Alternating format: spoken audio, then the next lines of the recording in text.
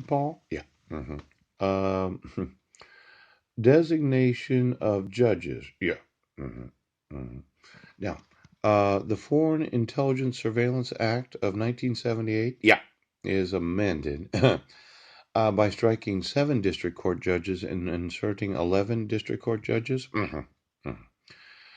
Inserting of whom no fewer than 3 shall reside within 20 miles of District of Columbia.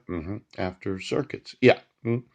I'm gonna want this designation of judges. Yeah. The section 208. Now, we're gonna try employees of the city and county. Yeah. For terrorism. And we're gonna use the Foreign Intelligence Services Act. Yeah. As the way of prosecuting. Yeah. Now, it looked like your making of look-alike citizens. Yeah. Gave you the impression. Yes. That terrorism was acceptable to the United States.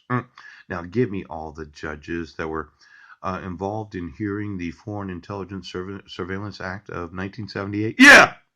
Now, Sheriff, I'm sitting in a rented room without any utilities because I'm a victim of terrorism.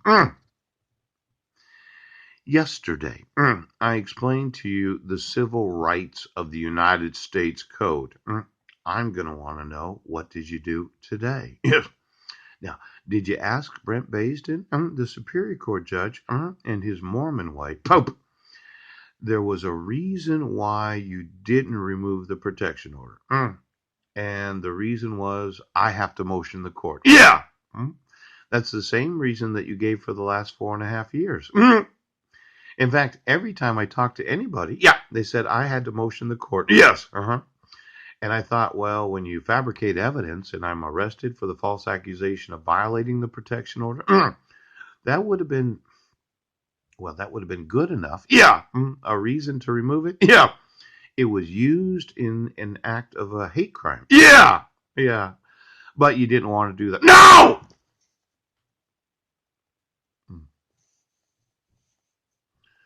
That wasn't sufficient. Yes. That I was arrested. For the false accusation of violating the restraint provisions on December 31st of 2015. Yeah. Brent had to be, a radical. Yes. In the enforcement of his court orders. Yeah. It wasn't good enough. No. That I was transported across county lines on September 19th of 2017. Yeah. For the accusation of violating the restraint provisions on June 16th of 2017. Yeah. When I was in Port Angeles on that day. Yeah. Brent Basin, right out! Didn't think there was sufficient evidence that I was victimized in a hate crime to harass me. Yes. So as to get rid of me in a mental institution. No.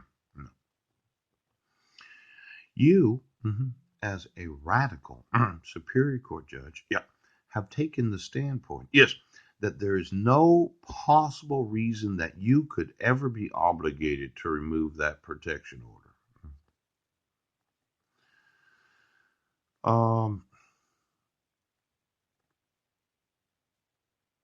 Is terrorism a possible reason?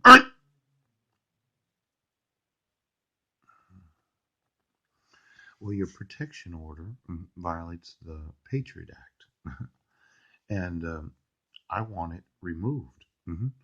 And the dissolution of marriage, yeah, it violates the Patriot Act. Yeah. Now, for those that are employed in the judiciary, yeah, that thought, well, there's no way that I can prove in a court of law that you're actual terrorists. Right. I would say that after all the emails documenting, yes, that you're terrorists, pooch, and your radicalization of your concept of government, yeah, where you've got to come the money, yeah.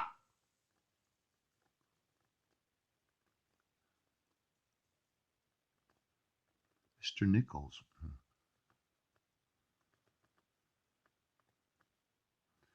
there's some reason that the prosecuting attorney doesn't have any knowledge, yeah, that I was not in Sequim, Washington.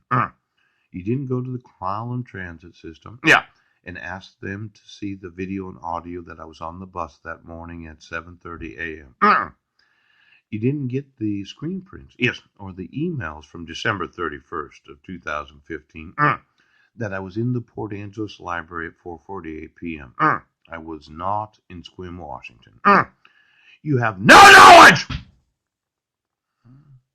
Terrorism. The inability to admit guilt, yes, is the radicalization of the extremist, yes, employees of Clallam County. Yeah. Now, we'll look at it from the standpoint, yes, of your thought, yes, that we will never admit any wrongdoing right now. Radicalization, violent extremism, where we, as employees of the county, are incapable of admitting wrongdoing. Yeah. It's kind of this terrorism. Yeah. Now, let's look at it.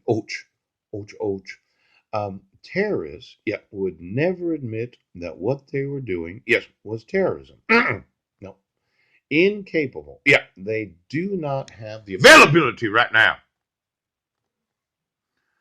of admitting to themselves or anyone else, yes, that what they're doing is terrorism. Yeah. Now, let's see here. Let me look at it just for a second.